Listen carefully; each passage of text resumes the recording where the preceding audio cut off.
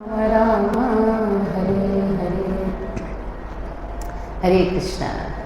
सो रसा इंस्पिरेशन हमने शुरू किया है वंस इन अ मंथ, ताकि जो भी DYS कोर्स नहीं कर पा रहे हैं या डिसकनेक्टेड फील करते हैं, किसी कोर्स के अंतर्गत नहीं है, कम से कम महीने में एक बार हम सब एक दूसरे से मिल सकें। एंड आई होप कि वंस अ वीक आप नहीं भी आ सकते, पर वंस अ मंथ तो हम सब आ सकते हैं। We can get connected to each other. भक्ति में जो सबसे इम्पॉर्टेंट एस्पेक्ट है वो है एसोसिएशन। पिछली बार प्रभु जी ने पूछा था, अमोघ लीला प्रभु जी ने, कि वो कौन सी चीज़ है जो मटीरियली भी स्पिरिचुअली भी आपके जीवन के हर पहलू को, हर एस्पेक्ट को इफ़ेक्ट करती है। तो बहुत सारे आंसर्स आए, पर कहाँ गई जो हमारी टॉप आंसर थी जिसको 10 करोड़ रुपए मिलने वाले थे? आई नहीं आज? यस तो था उसका। हाँ, अदिति ने बोला एसोसिएशन, तो प्रभु जी ने बोला इसको 10 करोड़ रुपए का इनाम दो। सो एसोसिएशन इज़ सो इम्पोर्टेंट, चाहे मटीरियली चाहे स्पिरिचुअली। कहते हैं कि आप क्या हैं वो उससे बताया जा सकता है कि आपके दोस्त कौन हैं, किन लोगों के साथ आप उठते बैठते हो, उनसे आपके अपने अस्तित्व का, अपनी पर्सनैलिटी का पता चलता है। सो डोंट मिस रसा इंस्पिरेशन एवरी मंथ। महीने में एक बार ही है और आप अपने नए फ्रेंड्स को, दोस्तों को, रिश्तेदारों को ला सकते हैं इस क्लास में। ऐसा नहीं है ये कोई कोर्स का क्लास नहीं, it is free topic class, तो आप कहीं से भी कोई भी ज्वाइन कर सकता है every month. So this is our रसा इंस्पिरेशन। आज का टॉपिक क्या है? आओ कर लेते हैं दुनिया मुट्ठी में। किसको किसको इस टॉपिक के बारे में पता था? मतलब टॉपिक सुना आपने, टॉपिक आपके पास आया कि रसा इंस्पिरेशन का इस बार का टॉपिक ये है, पता था आप सबको? क्या लगता है आपको ये टॉपिक सुन के आपके मन में पहली क्या चीज़ आई? क्या लगता है क्या होना चाहिए इस टॉपिक के अंतर्गत? क्या मतलब है कर लो दुनिया मुट्ठी में?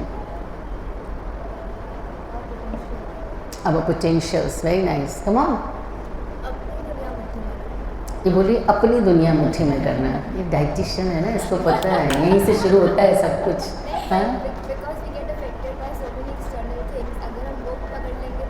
Very nice, very true. और क्या लगता है आपको कर लो दुनिया मुट्ठी में? यस यशिका।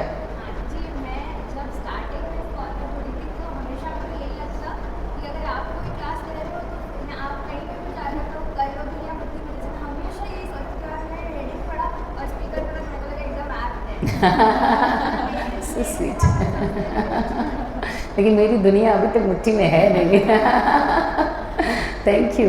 यस अदर्स, कमन कमन, क्या लगता है इस टॉपिक को सुन के? कुछ नहीं लगता? चीज़ें अपनी मुट्ठी में, अपने कंट्रोल में करो। हाँ, कर लो दुनिया मुट्ठी में का मतलब क्या है? Keep the things under your control. Very nice. हाँ, सो ये स्लोगन दिया था मैंने धीरू भाई अंबानी को इसलिए लगाया है क्योंकि ये स्लोगन उन्होंने दिया था। अगर आप कर लो दुनिया मुट्ठी में टाइप करेंगे गूगल पे, तो धीरू भाई अंबानी ने जब नया टेलीकॉम बिजनेस में पांव डाला था और उन्होंने बोला था मैं चाहता हूँ कि जितने में चिट्ठी पहुँचती है ना उतने में ही व्यक्ति अपनों से बात कर पाए। आपको मुझे नहीं पता आपको पता भी है कि नहीं कि आज से 25-26 साल पहले फ़ोन बहुत एक्सपेंसिव था। इतना एक्सपेंसिव था कि वो मिनटों के हिसाब से हम बात करते थे। कई बार तो अगर बिल लंबा जा रहा है 150-160 रुपीज़, हाँ, एक कॉल का, अगर इंटरनेशनल है तो हेलो हेलो आवाज़ नहीं आ रही करके फ़ोन काट देते थे, क्योंकि भाई बातें हो गई, अब बिल बढ़ रहा है। तो धीरू भाई अंबानी ने कहा कि जितने में एक मेल पहुँचता है ना उतने में मैं चाहता हूँ लोग एक दूसरे से बात करें। तो उस टाइम उनके इस टेलीकॉम बिजनेस का टैगलाइन था, कर लो दुनिया मुट्ठी में, control, take control of whole world. So जब हम ये सुनते हैं तो हमारे दिमाग में आता है गैदर, कैप्चर द वर्ल्ड, है ना, सब कुछ अपनी मुट्ठी में कर लो, सब कुछ अपने अंडर में ले लो। अगर कोई बहुत वीक फील कर रहा है तो उसको बोलते कम ऑन, उठो, साहस करो और कर लो दुनिया मुट्ठी में। भगवान अर्जुन से कह रहे हैं, अर्जुन उत्तिष्ठा, धनंजय उठो और कर लो ये सारी कायनात अपनी मुट्ठी में। तुम ऐसे निराश होकर बैठ नहीं सकते। और जैसा प्रियल ने कहा कि अपनी जो दुनिया है, जो भौतिक जगत है, उसमें जो कंट्रोल करने की हमारी टेंडेंसी है उससे कहते हैं लॉर्ड ओवरिंग और कंट्रोलिंग टेंडेंसी। अगर आप प्रभुपाद की किताबें पढ़ेंगे ना तो उसमें आपको बार बार ये वर्ड सुनाई देगा, controlling tendency, Lord over tendency.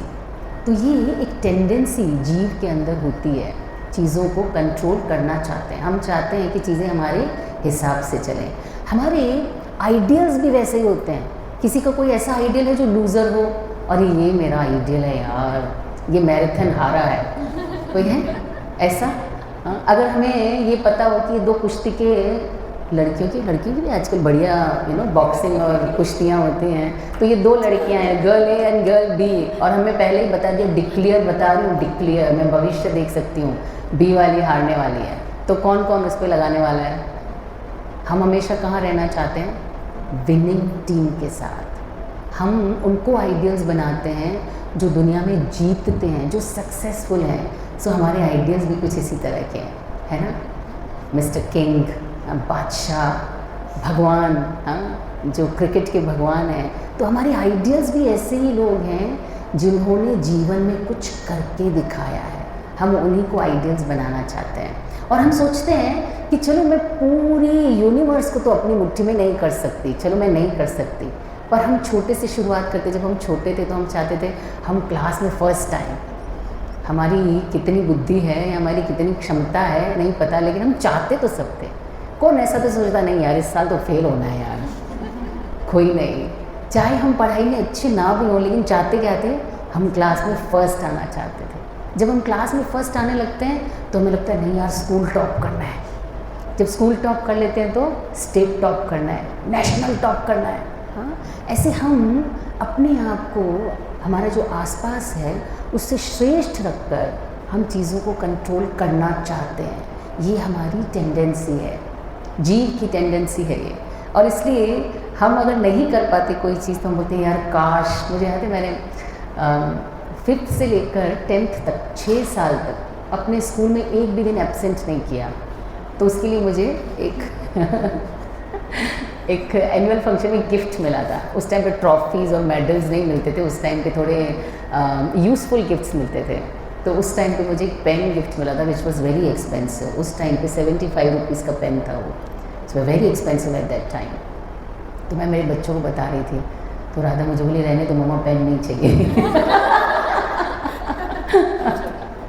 It's okay मुझे नहीं जाना इतने दिन school. That's okay. So we have our own choices. लेकिन हर व्यक्ति के जीवन में एक काश है, काश मेरा दिमाग थोड़ा और तेज़ होता, काश मेरी किस्मत थोड़ी और अच्छी होती, काश मैं थोड़ी और सुंदर होती। क्यों? क्योंकि हमें पता है कि सुंदरता, बुद्धि, ये अलग अलग चीज़ें हमें चीज़ों को कंट्रोल करने में मदद करती हैं, और इन सब चीज़ों से हम चीज़ों को कंट्रोल करना चाहते हैं। Whether it is fame, beauty, money, wisdom, हम ये सब चाहते हैं अपने जीवन में। कहते हैं कि यूके में 40% लोन्स लोग लेते हैं for cosmetic surgeries. They want to look very very beautiful. Why? Because they know they can control certain things, certain people by their beauty. This is what our desire is. We want money, क्योंकि हमें पता है कि पैसा तो अरे and में पैसा ही काम आता है भाई, छोड़ दो आप। Money works and friendship works, चले जाते हैं सब। गरीब का कौन साथी है? At the end of the day money is sweeter than Honey. तो हमें लगता है हमारे पास पैसा होगा ना तो दुनिया हमारी मुट्ठी में आ जाएगी। सो इस तरह से हम लग्जरीज़ बढ़ाते जाते हैं जीवन में, क्योंकि हम दुनिया को मुट्ठी में करना चाहते हैं। इतना करना चाहते हैं कि मिस्टर मोर, जिसको मोर मोर मोर चाहिए, mister more wants more and more until he is no more. हम चीज़ों को इकट्ठा करने में इतने बिजी हो जाते हैं कि कभी गंभीरता से इस चीज़ पर विचार ही नहीं कर पाते कि हमारे लिए जो आजकल लग्जरीज़ है ना वो नेसेसिटी बन गई है, और जो नेसेसिटीज़ थी ना, जो बड़ी इजीली अवेलेबल थी ना, वो जिसके पास है ना अब उसको लग्जरी कहते हैं। जो खाना बड़ी आसानी से खेतों में हम उगा के खा लेते थे, ऑर्गेनिक फूड के नाम पर सबके पास अवेलेबल नहीं है। जो अच्छी ऑक्सीजन ना हमारे पूर्वजों को बिना किसी प्रयास के, उनको पता भी नहीं था कि इसके लिए भी कभी प्रयास करना पड़ेगा, ये भी कभी लग्जरी हो जाएगा, वो आज लग्जरी है। कुछ सालों बाद आप देखेंगे फॉरेन कंट्रीज़ में वी हैव ऑक्सीजन पार्लर्स, जहाँ लोग जाते हैं 30 मिनट फ्रेश ऑक्सीजन लेने के लिए। You can search in Google oxygen parlours, क्योंकि अगर आपने ऑक्सीजन खाली अच्छी ले ली ना तो आपका बॉडी पूरा अपने आप हील हो जाता है। जो अच्छा स्वच्छ पानी हमारे पूर्वजों को ऐसे ही पता भी नहीं था। हम जो पानी आजकल खरीदते हैं पीने के लिए, उससे ज़्यादा अच्छे पानी में तो लोग नहाते थे। और फिर हम कहते हैं कि हम बेचारे, लग्जरी तो बहुत है हमारे पास, लेकिन जो वास्तविक लग्जरी थी वो आज हमारे लिए ओवर एक्सपेंसिव हो गई। So this is how we are running. अगर हम अपनी लाइफ को देखें ना, तो बचपन को अगर हम छोड़ दें, क्योंकि उस समय हमारे पास ना तो डिसीजन लेने की क्षमता है, वी आर कम्प्लीटली डिपेंडेंट। तो जैसे ही हम टीन एज में आते हैं, हमारे सपने बनने लगते हैं, हम सोचने लगते हैं कि हमें क्या करना है लाइफ में। तो वो जो लाइफ का टाइम होता है ना टीनेजर का, वो होता है hurry.com। हम सिर्फ भाग रहे होते हैं। रात को गरबा खेलने जाना कितना ज़रूरी है पता है ना। फिर हम वहाँ से 1:30 2 o'clock आते हैं, लेकिन सुबह ऑफिस जाना तो कंपलसरी है ना। तो फिर हम क्या करते हैं, बड़ी मुश्किल से 9 बजे पहुँचना है, तो 8:15 बजे तक कैसे आँख खोल के 8:15 बज गए, and then we start running. और वो सुबह से जो हम दौड़ना शुरू करते हैं, वो रात को दोबारा गरबा में जाने तक दौड़ते ही रहते हैं।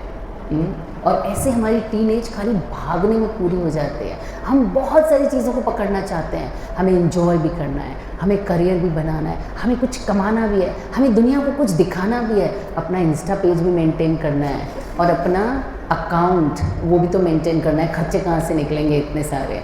हमें फास्ट फूड भी खाना है और हमें हेल्दी भी रहना है। So it is a difficult time for teenagers, they keep running, यहाँ से वहाँ से यहाँ, सब जगह भागना। That is called hurry.com of life. थोड़े बड़े हो जाते हैं, मिडिल एज में आते हैं, तो मिडिल एज में आते आते हमारा जीवन हो जाता है worry.com। अरे यार, ये बच्चे को कैसे पालना है, मुझे तो कुछ समझ में ही नहीं आ रहा।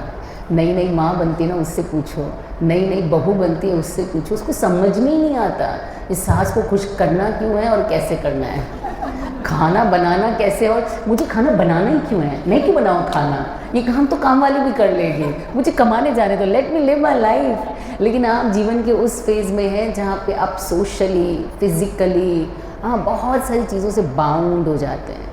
लाइफ बिकम्स वरी, यार मैं कैसे इन सब से निकलूँ और कैसे अपने आप को हर जगह पे पहुँचाऊँ। I am limited but I am loaded with so many responsibilities. The life becomes worry.com। जो नई नई शादीशुदा होते हैं उसको देख के दूसरों को लगता है बेचारी, और उसको लगता है हाँ वास्तव में दे आर ट्रू।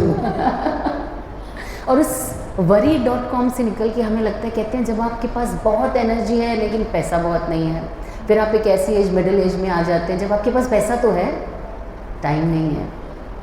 फिर आप एक ऐसी एज में आते हैं जैसे कहते हैं ओल्ड एज। आजकल जल्दी आने लगी है ओल्ड एज। पहले 60-50 के बाद भी लोगों को बोलो कि आंटी जी हो गए, तो आंटी मत कहो ना, मैं आंटी नहीं हूँ। लेकिन आजकल तो एक्सेप्ट ही कर लेते, भैया हम 50 को हो गया, मैं रहने दो, हमें जीने दो अपने हिसाब से। So when you come in old age, it becomes sorry.com। लगता है यार दूसरों के लिए ज़िंदगी जी ली, जो मुझे करना था, जो मेरे सपने थे, वो तो पता नहीं कहाँ छूट गए। क्या किया मैंने लाइफ में, मैं तो कुछ भी नहीं कर पाया। पैसा तो बहुत है, बैंक भरा हुआ है, लेकिन एनर्जी है ही नहीं। टाइम बहुत है, लेकिन कहाँ स्पेंड करूँ पता ही नहीं। कोई प्रॉपर गोल जो मेरे लिए था वो तो मैंने बनाया ही नहीं। मैं तो दूसरों की इच्छाओं को पूरा करने में ही पूरा हो गया। My life is almost finish. So it becomes sorry.com until the life becomes worry.com। हम ख़त्म हो जाते हैं, ये लाइफ ख़त्म हो जाती है। So it is very important कि हम अपनी लाइफ में जो भी करना चाहते हैं उसका एक केस स्टडी कर लें, दूसरों से सीख लें, क्योंकि 100 वर्ष का जीवन है, उसमें से शुरू के 10, 12, 15 साल तो हमें होश ही नहीं रहता। उसके बाद हम एंटर करते हैं लर्निंग स्पेस में कि हम कुछ करना चाहते हैं, और हम सोचते हैं कि हम अपने एक्सपेरिमेंट से ही सब कुछ सीखेंगे। तो तब तक जब तक हम एक्सपीरियंस्ड होते हैं, टाइम निकल चुका होता है। कोई मूवी देखने जाना होता है ना, मुझे बच्चे बोलते हैं मूवी चाहिए, मैं बोलती हूँ पहले उसका रिव्यू लाओ। अभी तुम लोगों का रिव्यू नहीं चाहिए मुझे, तुम्हारी पसंद अलग है। मेरी एज का कोई हो, उसको पूछो कि फिल्म देखने जैसी है क्या, तब तो जाऊँगी, नहीं तो टाइम वेस्ट नहीं करना। So if you become very very aware and wise to how to spend time and how to focus what you want to get, तो आप जीवन में वरी और सॉरी से बच जाएंगे, क्योंकि हरी तो हमेशा बना रहेगा। हरी एक और भी है जिसको बना के ही रखना है अपने जीवन में। So you need to understand कि हम जो भी चीज़ आगे करना चाहते हैं ना, उसके लिए हम कुछ एक्सपीरियंस लोगों से सुन लें। तो 3 तरह की चीज़ें, 3 तरह से हम जीवन में सीख सकते हैं। 3 ways to learn। 1 is by hearing। लोगों से सुनते हैं कि यार ये तो अच्छा नहीं है। किसी ने मुझे बोला कि भाई आप साइंस स्ट्रीम में जा रहे हो, क्या ही फ़ायदा, इतना कंपटीशन है और आपको आगे जाके हाउसवाइफ ही बनना है, तो साइंस क्यों लेना है, मज़े करो, अच्छे से आर्ट्स कॉमर्स लो, लाइफ एंजॉय करो, शादी ही करनी है तो फिर साइंस क्यों लेना है। हाँ, बात तो ठीक लग रही है, बढ़िया लग रही है। अगर कुछ करियर नहीं बनाना तो मत्थापच्ची क्यों करना है। सो 1 is by hearing। किसी ने सुना। आपको पता है अगर आप चोरी करते पकड़े जाएंगे तो क्या होगा? कुछ नहीं होगा, मैं अच्छे से चोरी करूँगा, किसी को पता नहीं चलेगा। हाँ, अगर आप चोरी करते हुए पकड़े गए तो क्या होगा? पुलिस ले जाएगी, डंडे से बहुत मारेगी, नहीं भाई अपने को चोरी नहीं करनी। ये हो गया बाय हियरिंग। दूसरा होता है बाय वॉचिंग। उसने चोरी तो कर ली और उसने देखा कि चोरी करते हुए एक चोर पकड़ा गया और उसको पुलिस बहुत कूट रही है। उसने सोच लिया मैं जीवन में कभी चोरी नहीं करूँगा। It is by watching. हाँ भाई, हम समझ रहे हैं कि आज मुझे कभी कभी बच्चे बोलते हैं मामा कुछ नहीं होता, आप बोलते जंक फूड मत खाओ, जंक फूड मत खाओ, कुछ नहीं होता। हमारे फ्रेंड्स कितना खाते हैं ना, तो किसी के बाल गिरे ना तो किसी की स्किन खराब हुई, सब ठीक ही है। पता नहीं आपको ही क्या प्रॉब्लम है जंक फूड से। तो ये वो बच्चे हैं जो सुन के नहीं सीखेंगे, जो देख के सीखेंगे। अगर सच में किसी की स्किन, किसी के बाल ख़राब हो रहे हैं तो उनको लगता है मेरे भी ख़राब हो जाएंगे, नहीं खाना junk food. Second degree. Third degree is by doing it. मैं अच्छे से करूँगी, मैं जंक फूड भी खाऊँगी, फिर मैं डिटॉक्स भी कर लूँगी। सो डोंट स्टॉप मी, मैं तो करूँगी, मैं तो खाऊँगी। तो जंक फूड खा लिया, डिटॉक्स किया, जंक फूड खा लिया। This is what is happening. By doing we waste so much time. एक और भी कैटेगरी है, HNS category, that is called हम नहीं सुधरेंगे कैटेगरी। आप कितना ही बोल लो, कितनी प्रॉब्लम आ जाए, हम तो वही करेंगे जो हमें करना है। सो इस तरह से यदि आप जीवन में कुछ करना चाहते हैं तो हमारे शास्त्र कहते हैं एक बार फोकस करके ऑब्जर्वेशन के साथ देख लो, सुन लो कि ये चीज़ का ये परिणाम है, ये चीज़ का ये परिणाम है, उसके बाद शुरू करो। ये इंटेलिजेंट वे है अपने समय, एनर्जी, मनी, फोकस और अपने जितने भी इंटेंशंस हैं उन सबको बचाने का।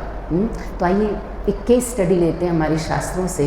कुछ लोग जिन्होंने दुनिया को मुट्ठी में करने की कोशिश की। इसमें से पहला है मिस्टर हिरण्यकशिपु। हम लोग तो शायद एक कंपनी के CEO हो सकते हैं, हम शायद एक नेशन का प्राइम मिनिस्टर कोई हो सकता है कि पूरी दुनिया, पूरा नेशन मोदी की मुट्ठी में है। जो वो बोलता है वो लोग करते हैं, करना पड़ता है। हालांकि उसके पास भी अपोजिशन बहुत स्ट्रांग है, सब मिलके एक ही, उनका कोई मुद्दा ही नहीं है, उनका मुद्दा ही एक है, मोदी को हराना है। इसका मतलब है बहुत सारे ऐसे लोग हैं जो उसके खिलाफ हैं। लेकिन Hiranyakashipu is a special case. उसने पूरी पृथ्वी को ही नहीं, पूरे ब्रह्मांड को अपने अंडर में किया। अपनी तपस्या से, अपने कैलिबर से इसने पूरे ब्रह्मांड को अपने अंडर में किया। सिर्फ एक व्यक्ति था, जस्ट वन बॉय, लिटिल 5 साल का बच्चा, जिसने बोला कि मैं आपको भगवान नहीं मानता। आपको पता है आपके घर में मेड आती होगी, सबके घर में। हमारा बहुत चिक रहता है मेड को लेके, तो यहाँ से साफ़ नहीं करती, वहाँ से साफ़ नहीं करती। वो बोलती भाभी मैं क्या करूँ, मैंने तो साफ़ किया था, हवाई इतनी चल रही है। आपको पता है हिरण्यकशिपु के घर में झाड़ू कौन लगाता था?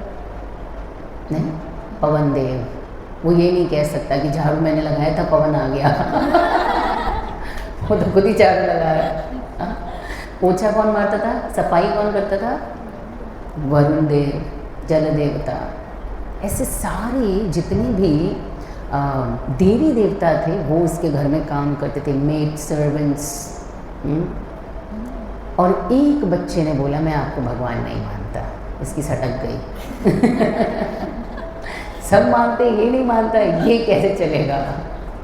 अपन की सटक गई, तो उसकी सटक गई। और इसने उस बच्चे को हराने के लिए सब कुछ दाव पे लगा दिया। और लास्ट में हुआ क्या? दुनिया किसकी मुट्ठी में थी? हिरण्यकशिपु की मुट्ठी में तो नहीं थी।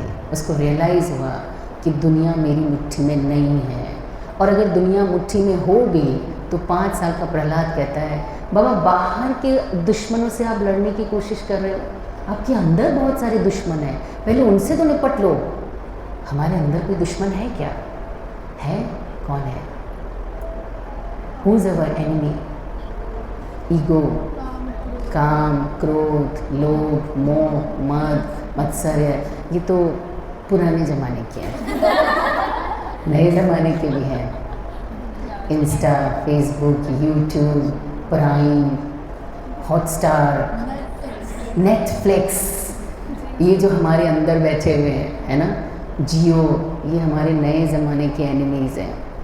तो प्रहलाद महाराज कहते हैं कि बाहर वालों को तो तुम बड़ा मुट्ठी में करने का सोच रहे हो, अंदर वाले मुट्ठी में है क्या?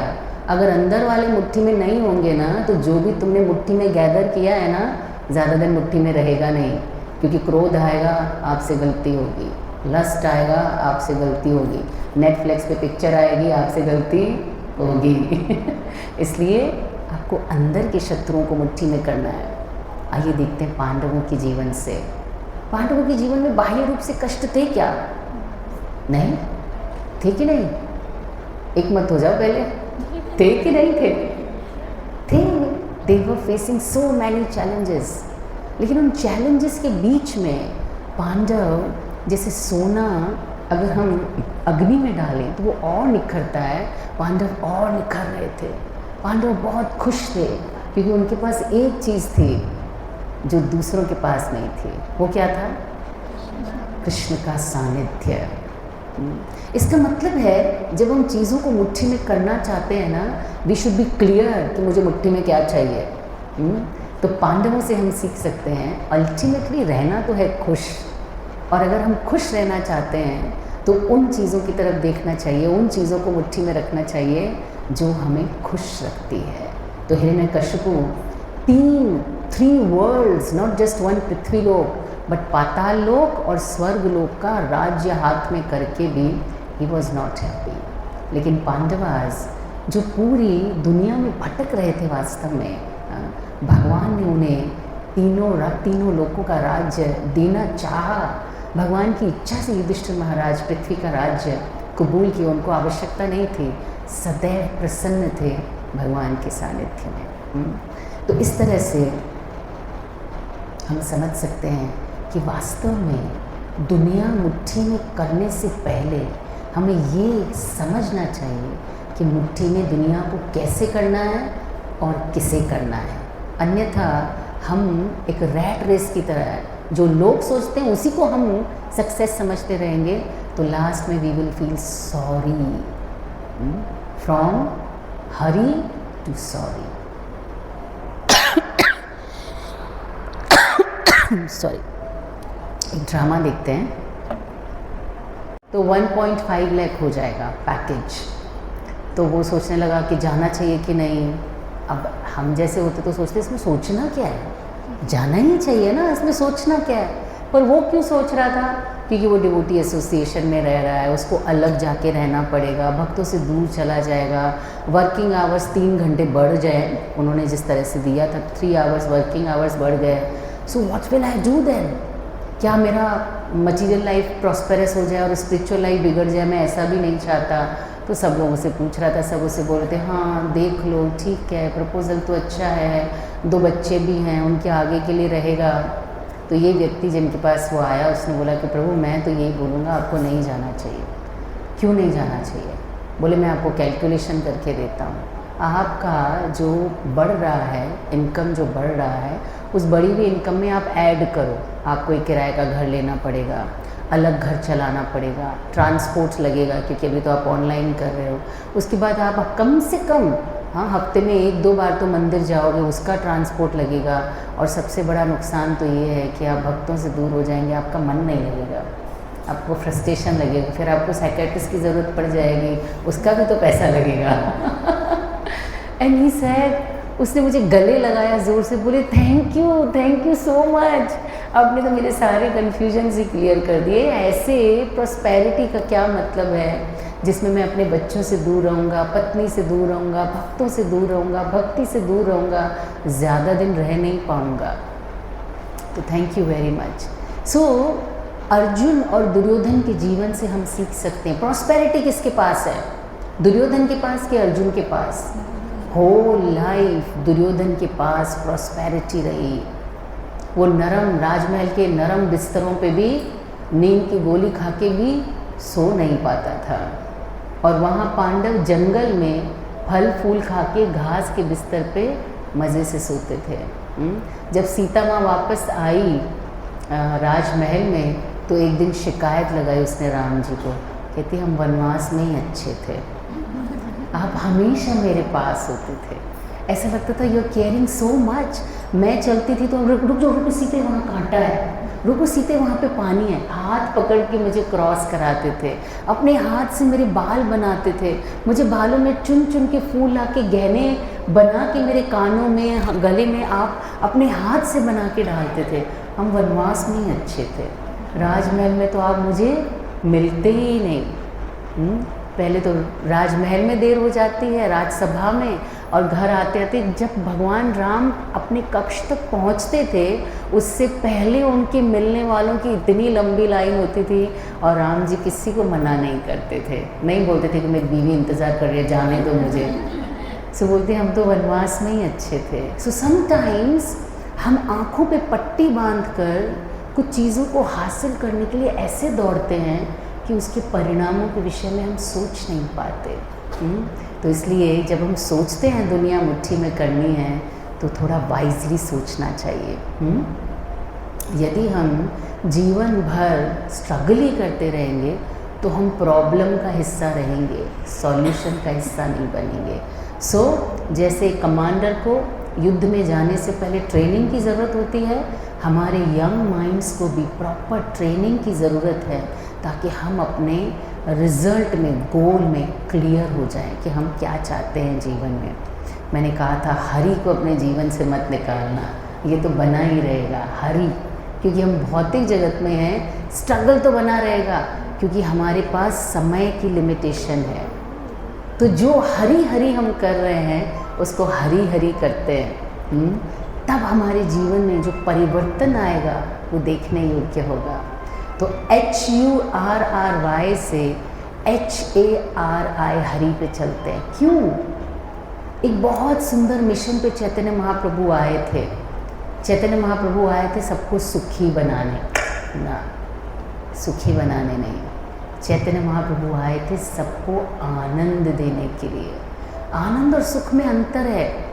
सुख टेम्पररी है और एक्चुअली है भी नहीं, लेकिन आनंद वास्तव में सुख की वो सीमा है जिसके लिए हम सब तरस रहे हैं। हम क्यों सेटिस्फाइड नहीं हैं? हम क्यों दुनिया मुट्ठी में करना चाहते हैं? हम क्यों खुश होना चाहते हैं? क्योंकि खुश नहीं है। हमें जीवन में और आनंद क्यों चाहिए? क्योंकि आनंद ने अभी तक हमें सेटिस्फाई किया नहीं है। हाँ, हमारा core of the heart is still empty, इसलिए हम चाहते हैं हमें और चाहिए। Mister more wants more until he is no more. So हमारे जीवन में महाप्रभु उस वैक्यूम को फिल करने आए हैं, इसलिए हमें समझना पड़ेगा H इज़ फॉर हेयरिंग। देखो जो बहरा होता है ना वो बोल नहीं सकता, बोल सकता है, उसके वोकल गार्ड्स ठीक है बिल्कुल, लेकिन फिर भी वो बोल नहीं सकता। क्यों? क्योंकि सुना नहीं है। यहाँ से सुन के ही बोलेगा। सो बी वेरी केयरफुल कि हमारे आसपास हम किसकी सुनते हैं। यदि हम सही लोगों की एडवाइस में सुनते हैं, वास्तव में हम दुनिया मुट्ठी में कर सकते हैं। और जैसा सृष्टि ने कहा, पहले अपनी दुनिया तो मुट्ठी में कर लो, और जैसा प्रहलाद महाराज ने कहा, पहले अपने दुश्मनों को तो मुट्ठी में कर लो, जो अंदर है, बाहर के दुश्मनों को तो देखा जाएगा। युधिष्ठिर महाराज को कहा जाता था अजात शत्रु, मतलब जिनका कोई शत्रु नहीं है। दुर्योधन शत्रु नहीं था उनका, था कि नहीं? तो फिर अजात शत्रु कैसे हुए?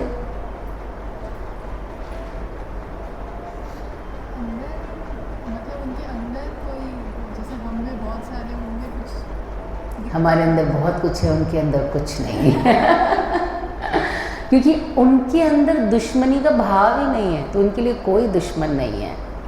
He is the real person who has दुनिया को मुट्ठी में करके चले हैं। तो भगवान के विषय में, भक्तों के विषय में, शास्त्रों के विषय में सुनना, ये हमारे विजन को क्लियर करता है ताकि हम अपने गोल को क्लियरली देख सकें। उसके बाद है a is to appeal to Krishna. Arjun भगवान को अपील करने आया, प्लीज़ बी विथ मी, मैं दुनिया को मुट्ठी में करने निकला हूँ, लेकिन आपकी विजडम के बिना, आपके साध्यत्व के बिना नहीं कर पाऊँगा। So give your driver seat to Krishna. भगवान के शास्त्रों को जब हम पढ़ते हैं, बुद्धि से हम जब शास्त्रों को पढ़ते हैं, तो बुद्धि का स्थान सारथी का स्थान कहलाता है। मन कौन सा है? मन लगाम है, स्टीयरिंग। तो स्टीयरिंग और सारथी का स्थान, ड्राइवर का स्थान यदि हम भगवान को दे दें तो हम पूरी दुनिया को जीत सकते हैं।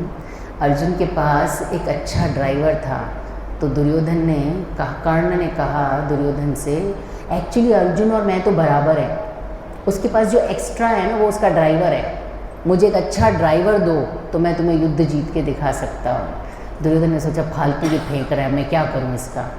हाँ, फिर भी चलो उनको एक अच्छा ड्राइवर दिया गया। लेकिन वास्तव में कर्ण ने बात सही कही, हाँ, कि अर्जुन के पास एक अच्छा ड्राइवर है, वो जानता है रथ को किस दिशा में ले जाना है, वो जानता है कब रोकना है। एक बार जब एक नागपाश कर्ण ने छोड़ा अर्जुन की तरफ, तो भगवान ने रथ को अपने पैर से इतना नीचे दबा दिया कि जो तीर निकला था हृदय पे लगने के लिए, वो अर्जुन के मुकुट को लेके निकल गया, क्योंकि भगवान ने रथ को नीचे झुका दिया। बोलने का समय नहीं था, पार्थ नीचे झुको, उन्होंने रथ को ही नीचे धंसा दिया।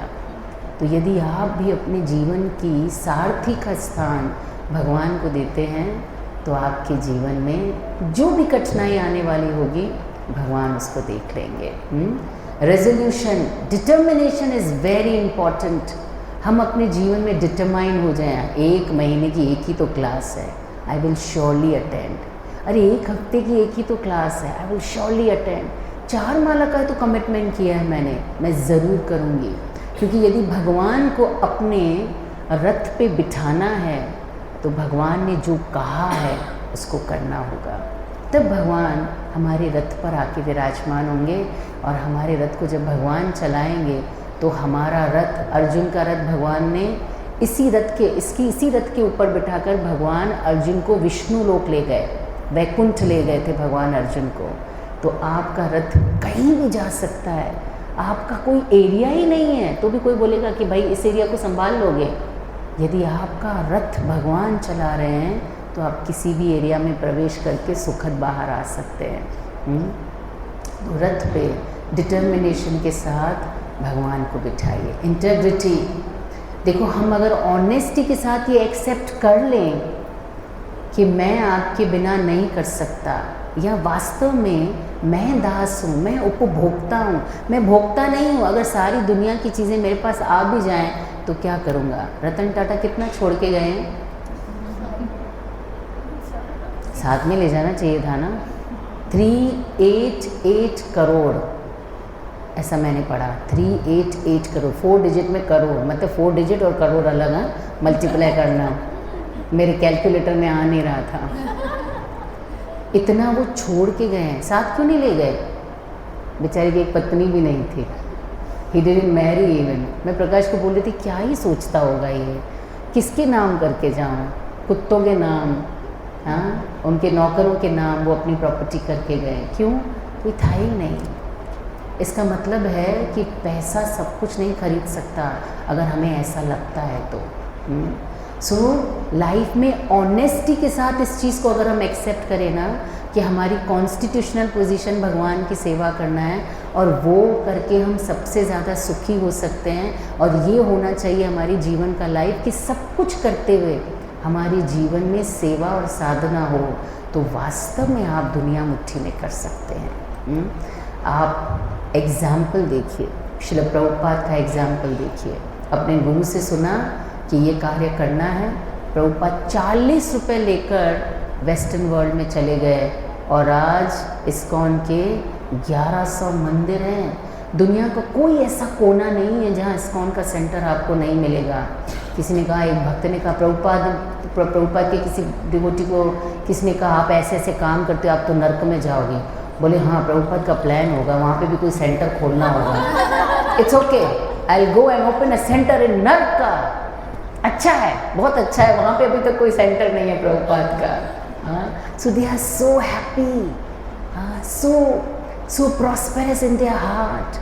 वास्तव में दुनिया कितनी भी कोशिश करे इनको परेशान नहीं कर सकती, क्योंकि इन्होंने दुनिया को अपनी मुट्ठी में कर रखा है, रिमोट इनके अपने हाथ में है।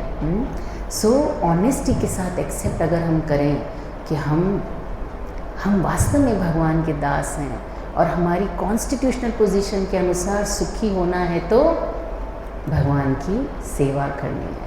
किसकी सेवा करनी है? कृष्ण की। लोग कहते हैं हमें भगवान बनना है, किसी को क्रिकेट का भगवान बनना है, किसी को म्यूज़िक का भगवान बनना है। हाँ, अभी कुछ साल पहले एक न्यूज़ आई थी, जिस व्यक्ति ने, कार्डियोलॉजिस्ट थे, डॉक्टर, न जाने कितने ऑपरेशन किए और वो इतने एक्सपर्ट हो गए थे कार्डियोलॉजी में कि वो बहुत कम समय में गाना गाते हुए, गाना सुनते हुए ऑपरेशन करते थे। उनके लिए इट वाज अ प्ले। और उनकी डेथ कैसे हुई? हार्ट अटैक से। और उनकी जो एस्पिरिन थी वो कहाँ पड़ी थी? उनकी स्टीयरिंग व्हील के पीछे। वो ड्राइव कर रहे थे, सिग्नल पे रुके और उनका हाथ ऐसे था, वो अपने हाथ से अपनी टैबलेट उठा नहीं पाए। And he left in the car while driving. So this is our situation. हमें लगता है हम सब कुछ कंट्रोल कर सकते हैं, we can't control even our breath for few seconds, कि रुक जा भाई, ये गोली रख लो मुँह में, कांट।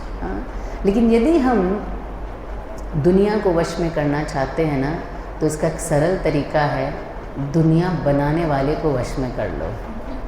ये देखो, ये कितने स्मार्ट डिवोटीज़ हैं।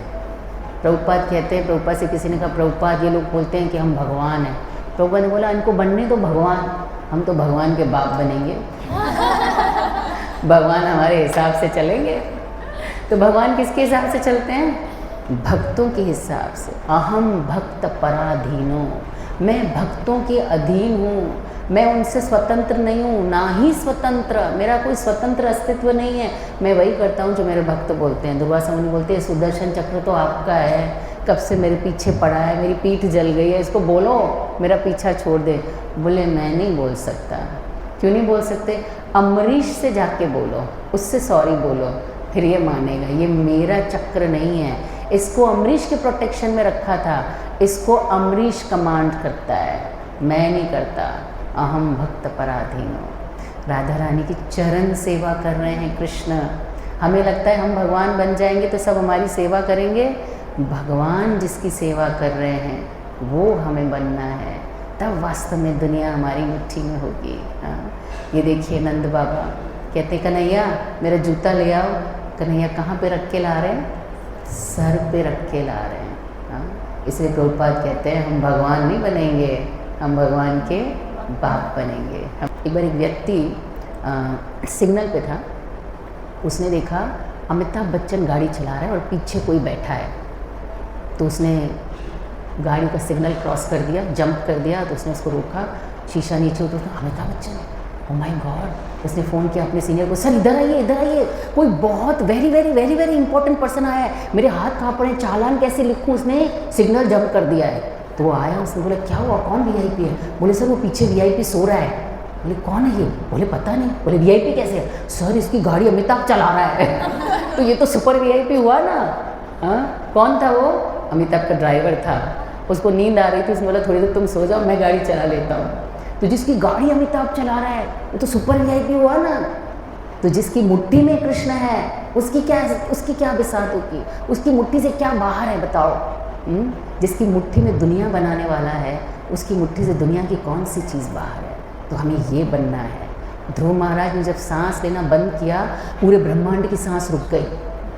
देवता दौड़े दौड़े आए भगवान के पास, चलिए चलिए, कहाँ चलना है? ध्रुव तपस्या कर रहा है। तो अरे वो तो मेरे उसके बीच में, अरे सांस बंद हो गई है हमारी, क्योंकि ध्रुव ने सांस लेना बंद कर दिया है। पृथ्वी आई भगवान के पास, प्रभु मैं धंस रही हूँ पाताल में। क्यों? क्योंकि ध्रुव एक पैर पे खड़ा है और उसका वजन मैं संभाल नहीं पा रही। अरे उसमें इतना वजन नहीं है, 5 साल का बच्चा है, 15 किलो से ज़्यादा थोड़ी ना होगा। उसके हृदय में आप हो, और आपके हृदय में ब्रह्मांड है, और इस समय ध्रुव के हृदय में ब्रह्मांड है। उस ब्रह्मांड का वज़न मैं सह नहीं पा रही, जल्दी चलो उसकी तपस्या को पूर्ण करो, because I am unable to handle it. हमें ये बनना है ताकि हम देवी देवता हमारी मुट्ठी में, पृथ्वी मुट्ठी में, क्योंकि कृष्ण इसके हृदय में है। जब भक्त के साथ पंगा लेते हैं ना तो लोग बोलते हैं भक्त से पंगा मत लेना, क्योंकि भक्त कमज़ोर दिख रहा है, सुकड़ा सा। पीछे ज़रा देखो कौन खड़ा है, बलराम जी खड़े हैं हाथ में मूसल लेकर, फोड़ देंगे। हाँ, सो हमें ये बनना है। हाँ, हमने जो दिखा ड्रामा, आइए थोड़ा सा रिवाइज करते हैं। हम सबको दुनिया को मुट्ठी में करने की इच्छा है, हम सब दुनिया को मुट्ठी में करना चाहते हैं, ये हमारी टेंडेंसी भी है, लॉर्ड ओवर टेंडेंसी। लेकिन हम जब इस टेंडेंसी को भगवान के चरणों में समर्पित करते हैं और उनका हृदय जीत लेते हैं और वो हमारे हो जाते हैं, तो वास्तव में दुनिया हमारी मुट्ठी में होती है। अन्यथा इस मुट्ठी को कितना भी कस लो, सारे सपने, इच्छाएं, पोस्ट, पोजीशन, पैसा, ब्यूटी, एवरीथिंग इज़ रेत की तरह है। जितना आप कस के पकड़ेंगे रेत उतना ही जल्दी हाथ से खसक जाएगी, और कुछ समय बाद हम हाथ खोलेंगे तो हमारा हाथ खाली होगा। सो इसलिए very very important to understand, focus, try to observe कि वास्तविक खुशी किससे मिल रही है, कैसे सही तरीके से हम अपनी दुनिया को मुट्ठी में कर सकते हैं। Thank you very much. Hare Krishna. If anybody has any question or want to comment or have something in mind, can share with us. Yes, can you give her a mic? सबको सुनना चाहिए ना।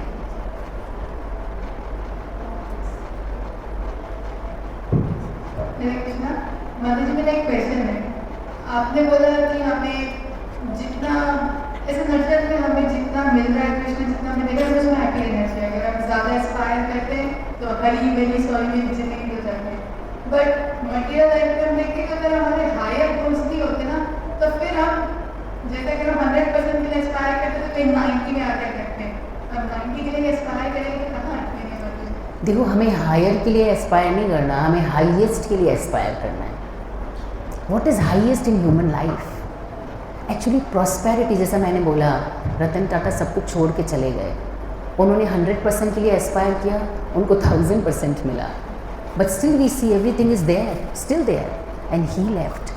और उसके दिल का दर्द कौन समझ सकता है? एक छोटा लड़का है जिसने उसको, शिवम शायद उसका नाम है ना, जिसने उसको लेटर, शांतनु नायडू, हाँ, उसने उनको लेटर लिखा कि मैं स्ट्रे डॉग्स के लिए कुछ करना चाहता हूँ, और रतन टाटा ने उसके साथ कोलैबोरेट किया। सोचो, वो उनके साथ कोलैबोरेट कर रहा है, एक स्ट्रे डॉग्स को बचाने वाला, एक छोटा सा teenager boy, and he becomes his best friend. इसका मतलब समझती हो?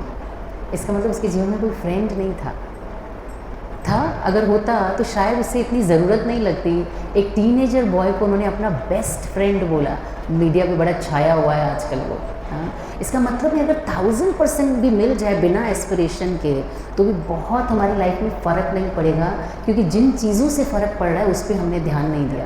पहली चीज़, you should not aspire for higher goals, you should aspire for highest goal of human life. दूसरा, प्रहलाद महाराज कहते हैं, जैसे हमारे जीवन में फेलियर्स और दुख अपने आप आते हैं। Did you plan for some failure?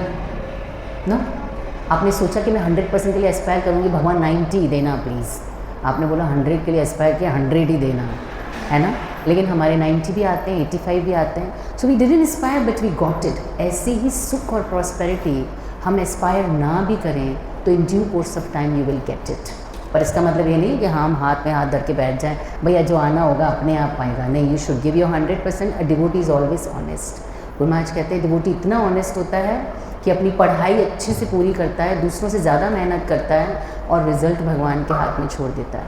It is practically seems very difficult, but if we practise we can achieve that, and this is how we'll become sadhu inside. And sadhus का एक जो प्रोमिनेंट चीज़ है, they are always very happy and shiny, you know, very happy and shiny, क्योंकि उन्होंने अपना 100% दिया है, and they left on Krishna. And जो भी रिजल्ट आता है उसको अगर जो रिज़ल्ट आया 85% है, बहुत रोई थी, 93% आया था, चेंज हो गया, 93 आया, गोल्ड मेडल नहीं मिला इसको, आयुर्वेदा फाइनल ईयर में 3 दिन तक रोती रही। मैंने उसको एक ही चीज़ बोली, जी गोल्ड मेडल रोने से मिल जाता तो मैं तेरे साथ में रो लेती हूँ, चल दोनों मिलके रोते हैं, गोल्ड मेडल आ जाएगा। नहीं आएगा, पर ये सेटिस्फेक्शन कि मैंने अपना 100% दिया, उसके बाद जो भी है भगवान की मर्ज़ी से है, it keeps you happy, healthy and focus. क्योंकि अगर हम डिस्टर्ब हो जाते हैं ना, हम डिसअपॉइंटेड हो जाते हैं। सो ये जो प्रैक्टिस है ये हमें डिसअपॉइंटेड नहीं होने देती। Pandavas were puzzled in difficult situation, but they were never disappointed. और अगर कहीं डिसअपॉइंटेड हो भी गए ना, तुरंत कृष्ण आ गए। Draupadi was very scared, Durvasa 60,000 शिष्यों के साथ आए, क्या खिलाऊं, कुछ भी नहीं है घर में, कृष्ण आ गए। तो जब भी हम डिसअपॉइंटेड हो जाएंगे ना, ये कनेक्शन विद द लॉर्ड ये काम करेगा। कहीं ना कहीं से कोई कोट आएगा आपके मोबाइल पे, आपको लगे इसको कैसे पता कि मैं यही फील कर रही थी। हाँ, कोई टीवी में कोई सीरियल देख रहे हैं, कोई मटीरियल मूवी देख रहे हैं, टाइम पास करने के लिए बहुत डिसअपॉइंटेड है, और सामने वाला बोलता है अरे बाबू ये तो दुनिया है, ये सब चलता है, डिसअपॉइंट नहीं होने का। अरे ये कैसे समझ रहा है कि मैं डिसअपॉइंट हूँ? Because Krishna comes to you through any way, to get connected, to get you happy. So this connection is very important. Aspire करो, पर हाईएस्ट के लिए करो। आप हाईएस्ट के लिए एस्पायर करोगे तो हायर तो अपने आप मिल ही जाएगा, है ना? Is any other question, any comment? किसी को कोई चीज़ अच्छी लगी जो लेके जाना चाहते हैं आज अपने साथ आप?